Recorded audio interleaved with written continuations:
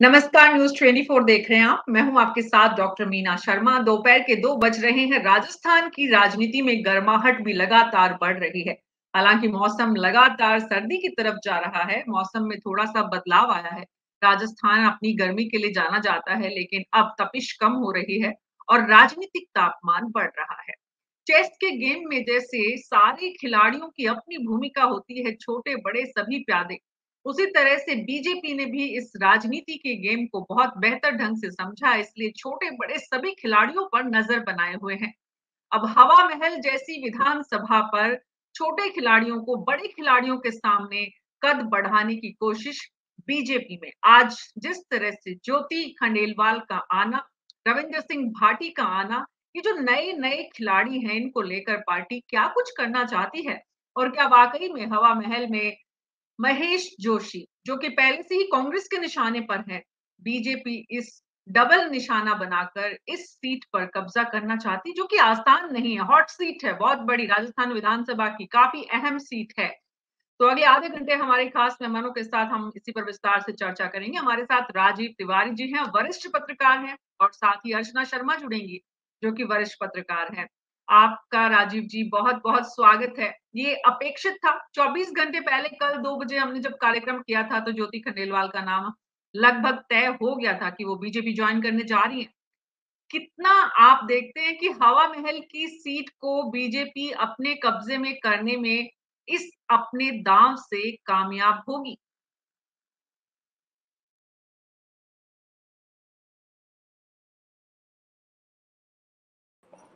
ज्योति खंडेलवाल को हवा महल से बीजेपी टिकट देगी। जहां तक उनका है, वो किशन पोल से चुनाव लड़ना चाहती हैं और वहीं से उनको चुनाव लड़ाने की संभावना भी है। ज्योति खंडेलवाल किशन पोल जो विधानसभा क्षेत्र है उसमें आज से नहीं, पिछले 10-15 साल से सक्रिय हैं। पार्षद रही, मेयर रही जयपुर की। तो और वो पिछले बार भी किशन पोल से ही टिकट चाहती थी और उनका इसको लेके अमीन कागजी से सरेआम कहासुनी भी हुई थी और वो भी काफी चर्चित रही थी। तो जहां तक बीजेपी ने ये जो दांव खेला है ज्योति खंडेलवाल को, पिछले 4-5 दिन से चर्चा चल रही थी कि ज्योति खंडेलवाल बीजेपी ज्वाइन करेंगी। आज उन्होंने कर ली, लेकिन उनको हवा महल से महेश जोशी के सामने कंटेस्ट कराना मुझे नहीं लगता। वो किशन पोल से ही चुनाव लड़ना खुद भी चाहती हैं और पार्टी भी यही चाहेगी कि जब उनको ऐसे, मतलब कांग्रेस के शहर की तो कद्दावर नेता हैं, तो उनको अगर शामिल किया है तो फिर उनको उसी सीट से लड़ाया जाए जहां पे उनका प्रभाव ज्यादा है या वहां जीतने की संभावनाएं बनती हैं। जी, ज्योति खंडेलवाल का जो स्टेटमेंट आया था उसमें उन्होंने कहा किशन पोल और हवा महल 2 जगह से मैंने टिकट की दावेदारी की थी। ज्योति खंडेलवाल जब मेयर बनी थी तो उससे पहले महेश जोशी थे जो उनको लेकर पूरा प्रचार प्रसार में अग्रज बने हुए थे। एक वक्त था जब महेश जोशी और ज्योति खंडेलवाल राजनीति में उनके एक तरह से पितामह कहे जाते थे या उनके राजनीतिक गुरु कहे जाते थे।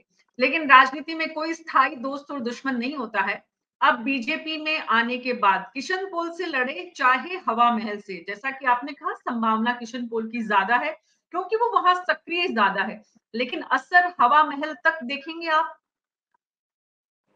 नहीं, हवा महल तक ऐसा कुछ नहीं है। मेरे को तो उनका हवा महल में ज्यादा ना तो कभी सक्रियता रही उनकी उस क्षेत्र में, और जो हवा महल का पूरा जातीय समीकरण है वहां भी वो फिट नहीं बैठती हैं, क्योंकि वो ब्राह्मण, मुस्लिम्स और दूसरे ओबीसी, एससी, एसटी, इनके वोट वहां ज्यादा हैं हवा महल में बनस्पत वैश्य समाज के, और वो वैश्य समाज से आती हैं। और किशन पोल जो है, पहले वैश्य समाज का श्री राम गोटेवाला वहां से जीते, मोहन लाल गुप्ता वहां से जीते, तो ये पूरी वैश्य सीट मानी जाती थी।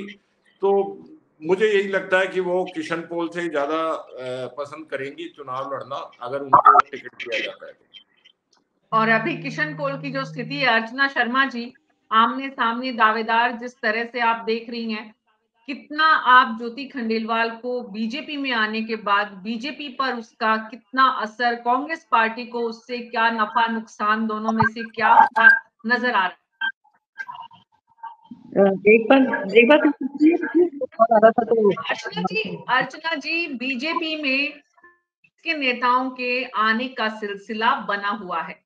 कांग्रेस पार्टी से मेयर रही ज्योति खंडेलवाल आज बीजेपी में आ गई हैं।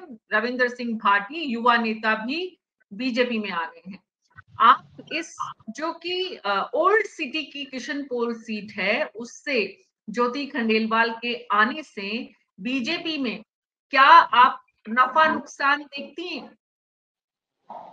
देखिए, ज्योति खंडेलवाल एक जाना माना चेहरा है जयपुर के पॉलिटिकल सिनेरियो में, और काफी टाइम से उनका मीटिंग चल रही थी। वो जैसा कि हम सभी जानते हैं कि वो टिकट चाह रही थी किशन पोल साइड से, लेकिन चूंकि नहीं कुछ मटेरियलाइज हो पाया, तो आज जिस तरह से उनकी बीजेपी में एंट्री हुई है, तो बीजेपी के लिए मुझे लगता है ये प्लस सिचुएशन ही है। बिकॉज एक काफी कद्दावर नेता जो है, बीजेपी का वैसे भी वोट बैंक ब्राह्मण वैश्य कहा जाता है, तो अब एक अच्छा वैश्य समाज का चेहरा आ रहा है पार्टी में, तो फायदा तो होगा ही। और दूसरी चीज ये भी है कि पार्टी खुद ही अभी काफी सरप्राइज उसमें है कि उसको खुद तो कंफ्यूजन है कि कौन सी सीट पे किस दावेदार को खड़ा करना है। कुछ ऐसी सीट्स है जो फंसी हुई हैं, जहाँ पे हो सकता है ऑपोजिशन कुछ स्ट्रांग हो, और वहां पर इनको अभी अपने लीडर्स कहाँ से किधर से कौन से नए डायमेंशन के साथ लाके खड़ा करे।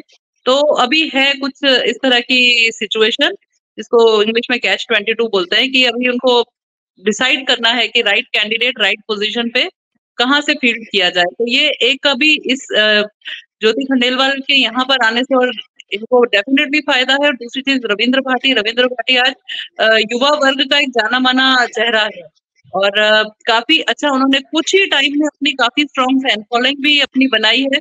जिस तरह से युवाओं को आज हम देखते हैं सोशल मीडिया पे काफी अच्छा, जो ट्रेंड कर जाता है उसको फॉलो करते हैं, लीडर बन जाते हैं। रविंद्र सिंह भाटी का काफी अच्छा ट्रेंडिंग नेम है आज के टाइम पर। तो बीजेपी को दोनों ही नेताओं से एक प्लस सिचुएशन ही रहेगी। मुझे नहीं लग रहा है इसमें कोई नुकसान की सिचुएशन है, बट डेफिनेटली बीजेपी पार्टी को दो स्ट्रॉन्ग कैंडिडेट्स मिले हैं। जो इनकी कुछ सीट्स अभी बची हुई हैं, उनके ऊपर जो एक सिचुएशन है, थोड़ी सी डाउटफुल सिचुएशन में कौन से कैंडिडेट को लाना है, निश्चित ही उसका ये एक आंसर मिलेगा उनको इन दो कैंडिडेट्स के रूप में। राजीव तिवारी जी, किशन पोल पे मौजूदा वैश्य समाज के जो लोग हैं, जो नेतागण हैं, जो नेतृत्व रहा है बीजेपी का इतने लंबे समय से, मोहन लाल गुप्ता से लेकर तमाम जो नाम हैं, उनमें ज्योति खंडेलवाल के आने से किस तरह का रिएक्शन होगा? देखिए, तत्काल एक रिएक्शन ये मोहनलाल गुप्ता और जो दूसरे और उम्मीदवार थे, गिरिराज खंडेलवाल ने भी यहाँ से कोशिश करी थी, तो ये लोगों का थोड़ा तो विरोध रहेगा। गिरिराज खंडेलवाल, सॉरी, वो कांग्रेस में है। मोहनलाल गुप्ता का जो गुट है वो कहीं ना कहीं नाराजगी जाहिर करेगा, क्योंकि पिछले 2 बार से वो, मतलब 18 से पहले वो 2 बार विधायक रह चुके हैं, और पिछले 5 साल में भी वो जितने भी यहाँ पर घटनाक्रम हुए उसमें उतने सक्रिय नहीं रहे। जैसे मेट्रो वाला विरोध था, तो विरासत को लेके कि मंदिर तोड़े जा रहे थे, ये थे, तो उसमें मोहनलाल गुप्ता की एंट्री बिल्कुल एंड में हुई थी, जब ये हो गया कि नहीं, रोजगारेश्वर मंदिर बनने वाला है, या मेट्रो का जो ये व्यापार मंडल विरोध कर रहा था, या और जो दूसरे विरासत बचाओ समिति जो विरोध कर रही थी भरत शर्मा के नेतृत्व में, तो वो सारे जो लोग थे उनमें भी मोहनलाल गुप्ता वो असर नहीं डाल पाए थे उस समय कि भाई आपको अगर जुड़ना था तो शुरुआत से जुड़ते।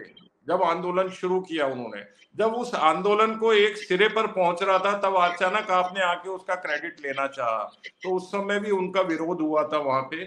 तो मुझे लगता है कि वो हल्का फुल्का कोई विरोध होगा, लेकिन कोई ज्यादा अगर इनको मिलता है तो कोई ऐसी कोई सिचुएशन नहीं बनेगी कि ज्योति खंडेलवाल को कोई बहुत बड़ा नुकसान हो। जी, अर्चना शर्मा जी, ज्योति खंडेलवाल अपने साथ कांग्रेस पार्टी का कितना बड़ा पार्टी का कार्यकर्ता जो है उसको इस तरफ शिफ्ट करने में कामयाब हो पाएगी? सॉरी, फिर से बोलिए प्लीज।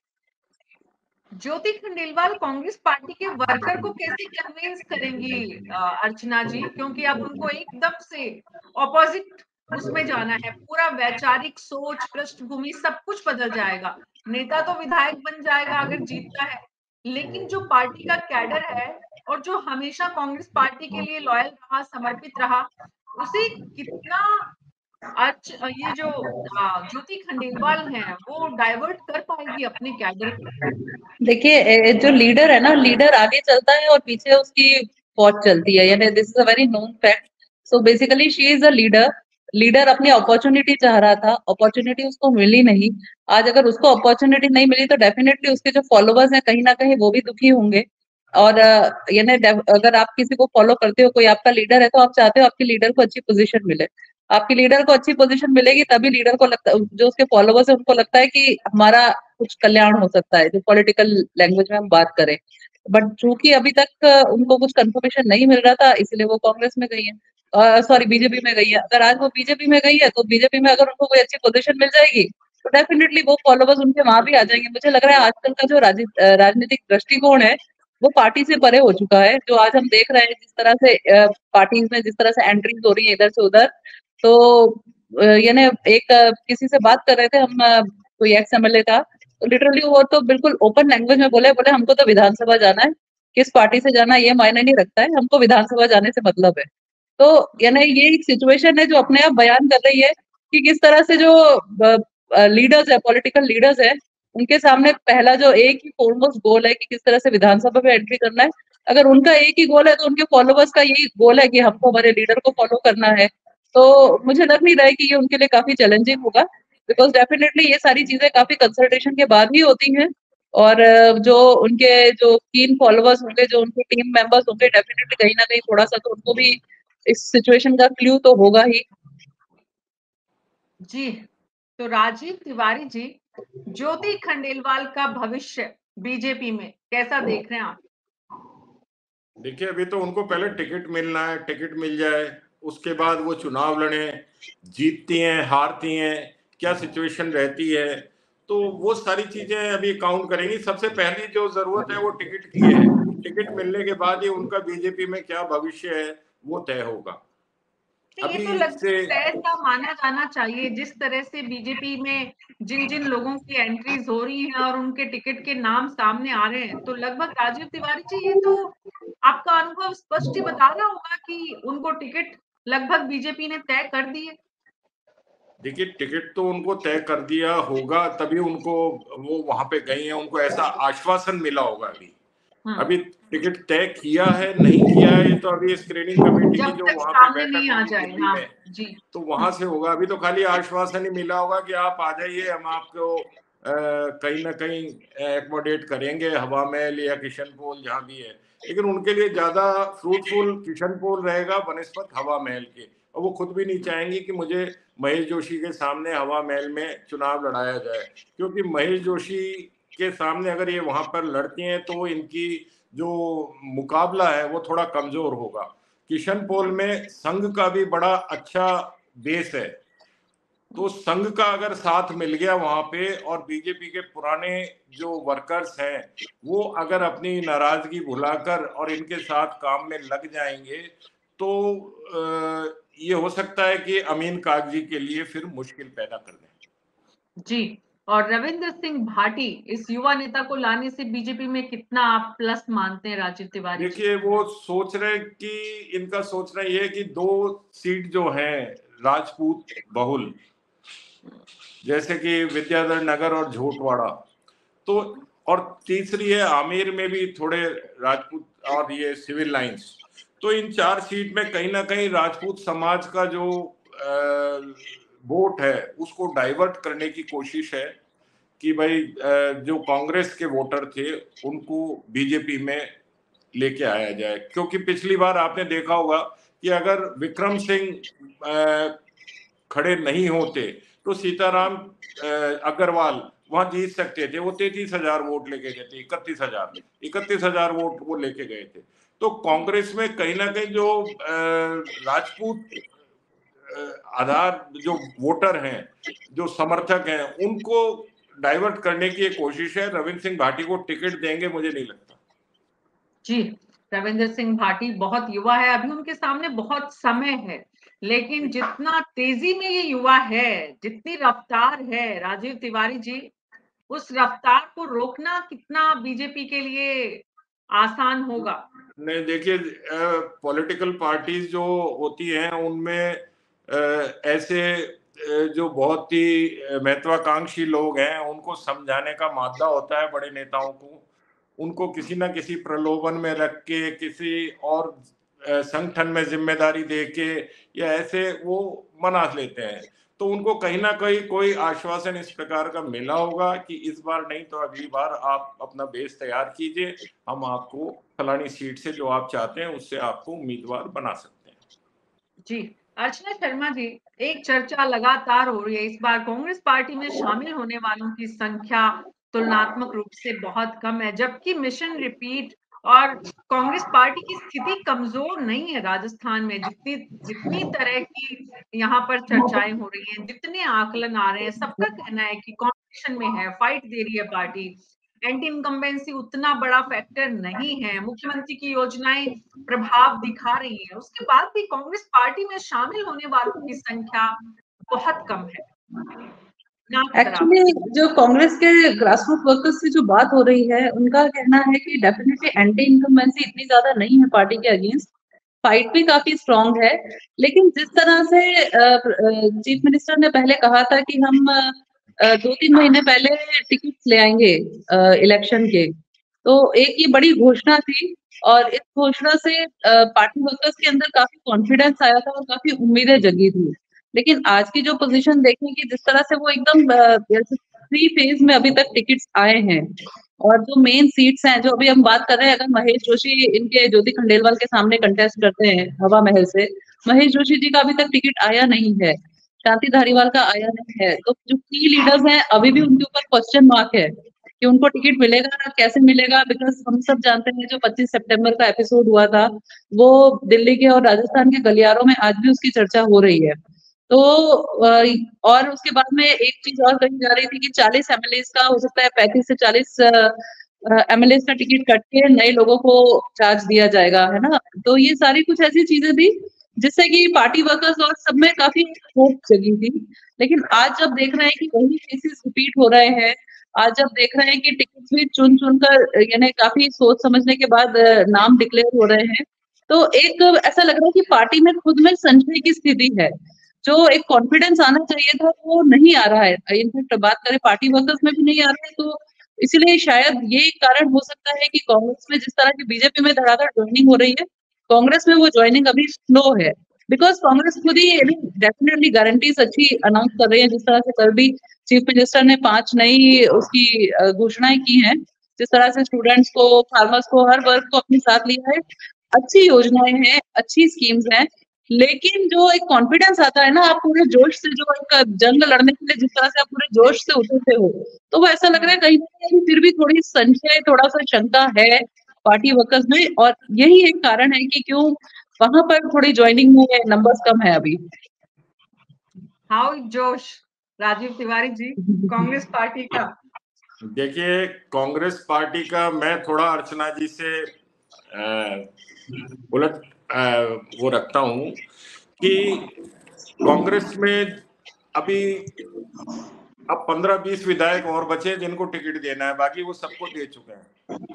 और कांग्रेस की बहुत अच्छी फाइट में है इस चुनाव में बीजेपी के साथ। और जो योजना है, जो गारंटी 7 गारंटी अभी गहलोत जी ने दी है, और हो सकता है कि जो घोषणा पत्र आएगा जो उसमें और 5-7 और बड़ी गारंटियां लोगों को मिले। तो कांग्रेस वर्कर अभी जो सिर्फ वही लोग छोड़कर जा रहे हैं, बहुत बड़ी संख्या में यूं नहीं गए जो टिकट के दावेदार थे। जैसे वहां पे उमर दराज ने छोड़ी, वो आप पार्टी में शामिल हो गए आदर्श नगर से। तो वो बहुत समय से प्रयास कर रहे थे, पिछले 3-4 बार के पार्षद भी हैं, वो बहुत सीनियर पार्षद हैं, और वो ये कोशिश कर रहे थे कि इस बार मुझे टिकट मिल जाए, क्योंकि जो वर्तमान विधायक हैं, तो उन लोगों के खिलाफ अभी थोड़ी सी एंटी इनकम्बेंसी देखी जा रही है। हालांकि सरकार के प्रति नहीं है, लेकिन विधायकों के खिलाफ थोड़ा सा ऐसा देखा जा रहा है कि मतदाताओं का रुख अलग हो रहा है। तो इसीलिए कांग्रेस से जो वही लोग जा रहे हैं जिनको टिकट नहीं मिला। आगे हो सकता है कि जो अभी 100 कुछ सीटें बाकी हैं, तो उसके बाद घोषित होने के बाद और कुछ लोग जाएं। बाकी जो बेसिक कार्यकर्ता है वो इसलिए नहीं जा रहा है कि उसको लगता है कि हम रिपीट हो रहे हैं, तो उसका एक आत्मविश्वास, कॉन्फिडेंस ये बनता है कि नहीं, हमारी सरकार तो वापस आ रही है, मैं दूसरी पार्टी में जाऊंगा, फालतू इतने साल यहाँ मेहनत करी है, अपना नाम बनाया, लोगों से ताल्लुकात बनाए, तो वो खराब हो जाएंगे। तो अभी जितना भी पार्टी में इधर से उधर आने वाली बात हुई है, तो वो इसीलिए उन्हीं लोगों की हुई है जो अपने को प्रबल दावेदार मान रहे थे और टिकट नहीं मिलने से निराश थे। ज्योति खंडेलवाल इसलिए गई कि पिछले 10 साल से वो प्रयास में थी कि मुझे टिकट मिल जाए, उनको टिकट नहीं मिला, तब उनके पास कोई ऑप्शन नहीं था। अगर उनको नेतागिरी करनी है तो अगर टिकट नहीं मिलने के जो कारण है वो भी लगभग स्पष्ट है, साफ है राजीव तिवारी जी की। ज्योति खंडेलवाल को टिकट नहीं मिले, भले ही, तो जो ज्योति खंडेलवाल का टिकट रोकने वाले हैं उनका क्या होगा? नहीं, उनका कुछ नहीं होगा। उनका क्या होगा? जिन्होंने टिकट रोका है वो अभी खुद भी कई लोग लाइन में लगे हुए टिकट की, तो उनको तो टिकट मिल जाए पहले, तब तो वो दूसरे को दिलाए किसी को। वही मैं पूछ रही हूँ, उनको टिकट मिलेगा कि नहीं मिलेगा इस बार? अभी संशय है, अभी जब तक ये टिकट की घोषणा नहीं हो जाती कुछ भी नहीं कहा जा सकता। जी अर्चना जी, क्या खबर है?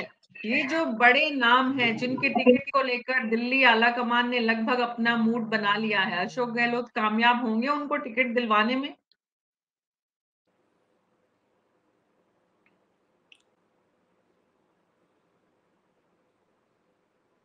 अर्चना जी इंटरनेट से जूझ रही हैं। लगभग हर तरफ राजीव तिवारी जी, भले ही फ्री बिजली और डिजिटलाइजेशन का दौर हो, लेकिन सबको सामना करना पड़ता है। अर्चना जी जुड़ रही हैं। जी अर्चना जी, सॉरी, एक इम्पोर्टेंट कॉल था। हाँ जी, बताइए। हाँ जी, मैं ये पूछ रही थी कि ये सवाल था अर्चना जी कि जो प्रमुख 3 बड़े नाम हैं जिनके टिकट को लेकर संशय अभी तक बना हुआ है, मुख्यमंत्री को 3 पर ज्यादा अपनी जो है वो एक तरह से मोहर लगवाना चाहेंगे, या फिर 3 पर ज्यादा वाद विवाद नहीं करके बाकी ज्यादा लोगों को अपने अकोमोडेट कराना चाहेंगे? अप्रोच मुख्यमंत्री की क्या होगी? जिस तरह का जो वो पूरा एपिसोड था, जिस तरह से इन लोगों ने अपनी 110% लॉयल्टी दिखाई सीएम के साथ, तो मुझे लगता है सीएम बिल्कुल चाहेंगे कि इन तीनों को टिकट्स मिले। मुझे नहीं लगता इनको इग्नोर करके आगे बढ़ना चाहेंगे, क्योंकि उस टाइम पर जब क्राइसिस की सिचुएशन सीएम के सामने थी तो इन्होंने उनको पूरा साथ दिया। लेकिन ये है कि और आगे हाईकमांड क्या चाह रहा है, थोड़ा सा एक ये भी प्रश्न चिन्ह है, क्योंकि जिस तरह से जो सूत्रों के हवाले से खबरें आ रही हैं कि वहां पर थोड़ा सा असंतोष है, क्योंकि 25 सितंबर का जो नरेशन है वो बहुत पॉजिटिव वे में नहीं लिया गया था दिल्ली के गलियारों में भी, तो एक संशय की स्थिति है। लेकिन मुझे नहीं लगता है कि सीएम नहीं चाहेंगे कि इन तीनों को टिकट ना मिले, बिकॉज चाहने की बात नहीं है राजीव तिवारी जी। मुद्दा ये है कि मुख्यमंत्री अशोक गहलोत राजनीति के जितने बड़े माहिर खिलाड़ी हैं, इस वक्त उनके सामने विकल्प जो है, जो स्थितियां हैं, उसमें वो अपने 15, 20, 25 और ज्यादा लोगों को अकोमोडेट करने में अपनी एनर्जी ज्यादा लगाएंगे, या इन 3 लोगों को सामने लाकर अपनी नाक बचाने की, जो तथाकथित रूप से लोगों को दिखाने की होती है, क्योंकि ये 3 तो उन्हीं के हैं, रहेंगे उन्हीं के, चाहे कुछ भी हो जाए, ये अशोक गहलोत से अलग होने वाले नहीं है। नहीं, देखिए, ये जो चल रहा है पूरा घटनाक्रम, इसमें अशोक गहलोत अपने सभी ज्यादातर मतलब 95% या 98% जितने समर्थक हैं जो टिकट के दावेदार हैं, उनको एकोमोडेट कराने में सफल होंगे। क्योंकि आपने पिछले दिनों में देखा है कि सचिन पायलट के जितने समर्थक थे उनमें ज्यादातर को टिकट मिल गया, और सचिन पायलट खुद कह चुके कि जो पुरानी बात थी, जो बीत गई, उसको विसार दो, अब मेरे को उनसे कोई विरोध नहीं है। तो और कोटा उत्तर से शांति धारीवाल जी से बड़ा और अच्छा विकल्प कहाँ मिलेगा इनको। हवा महल में जो सीट है वहां पे महेश जोशी से अच्छा अभी कांग्रेस के पास कोई उम्मीदवार नहीं है, किसको उतारेंगे वहां से। तो ये सारी चीज है। और धर्मेंद्र राठौड़ का है तो वो अजमेर में देखते हैं उनको क्या होता है, क्योंकि वो पहले विधायक भी नहीं थे, तो उनका ऐसा सीरियस मैटर नहीं है। लेकिन इन दोनों का जहां तक है तो वो मेरे ख्याल में अगली या उससे अगली लिस्ट में नाम आ जाना चाहिए। जी, तो कुल मिलाकर तस्वीर जो है वो आने वाले दिनों में और साफ होगी, लेकिन इस वक्त बीजेपी जो है वो नैरेटिव बनाने की जो कोशिश लगातार बीजेपी की राजनीति का जो हिस्सा है उसमें कहीं ना कहीं कामयाब होती दिख रही है। राजस्थान में जो जयपुर में बीजेपी मुख्यालय है वहां, दिल्ली में जो बीजेपी मुख्यालय है वहां लगातार कभी कोई कांग्रेस से या फिर दूसरे जो निर्दलीय पुराने या जिस तरह के लोग जिनका एसोसिएशन कांग्रेस पार्टी से रहा है वो बीजेपी की तरफ अपना रुख दिखा रहे हैं। पार्टी उनको टिकट दे रही है, दावेदार बना रही है। हालांकि एक दो जगह उल्टा भी हुआ है, कांग्रेस पार्टी ने भी मौजूदा बीजेपी विधायक को टिकट दिया है एक, लेकिन वो बस कहने को है। ज्यादातर जो नाम है वो बीजेपी अपने पक्ष में करने में कामयाब हो रही है। तो इससे जो नैरेटिव बनता है राजीव तिवारी जी, उसमें बीजेपी को फायदा होगा? कह नहीं सकते, ये मालूम तब पड़ेगा जब इनको टिकट मिल जाएगा, और टिकट मिलने के बाद जो जनता की प्रतिक्रिया आएगी वो सबसे बड़ी चीज है। कि भाई आप पिछले 20 साल से एक पार्टी में बिल्कुल जुझारू होकर काम कर रहे हो, आपको अच्छे पद भी मिले, शहर अध्यक्ष का पद भी मिला, आपको निगम का मेयर भी बनाया गया, और भी तमाम आपको सुविधाएं पार्टी ने दी, आपको मंच दिया। जी, अर्चना जी, आप क्या देखती हैं आने वाले समय में? यानी किसके लिए, थोड़ा सा बताएं प्लीज। ये जो लगातार बीजेपी में लोगों की एंट्री हो रही है उससे माहौल बनाने में बीजेपी के लिए ये पक्षधर होगा कि खिलाफ जाएगा कि कांग्रेस के लोगों को तोड़ रहे हैं लगातार? देखिए, आज बीजेपी का अगर एग्जांपल ले तो असम के सीएम की बात करें हम, ज्योतिरादित्य सिंधिया की बात करें हम, ये ऐसे दिग्गज नाम है जो कांग्रेस से बीजेपी में आए हैं। अभी हम लोगों ने ज्योति मिर्धा को देखे, Jyoti Mirdha is quite a strong name, वो बीजेपी में आई है। तो मुझे लगता है कि बीजेपी इन नामों को भुनाने में काफी समर्थ रहती है, बिकॉज एक ऐसा नरेटिव रेडी हो जाता है कि ये एक टैलेंट था जिस टैलेंट को कांग्रेस पूरे अच्छे से यूज नहीं कर पाई है। तो वो एक ऐसा नरेटिव बन जाता है। उसके बाद में जिस तरह की स्टेटमेंट्स आने लगती हैं अक्रॉस लीडरशिप, तो डेफिनेटली वो एक माइंड उसी डायरेक्शन में चलने लगता है। तो मुझे लग रहा है जिस तरह से लीडर्स की एंट्री हो रही है यहाँ पर भी उसी लिस्ट में और ये नेता लोग शामिल हो रहे हैं, तो इनका भी नाम उसी तरह से जो पॉजिटिविटी के साथ ही आगे बढ़ाया जाएगा कि कहीं ना कहीं ये कांग्रेस के में संतुष्ट है, इसीलिए इसको यहाँ पर पार्टी ने अपने साथ अपनाया है।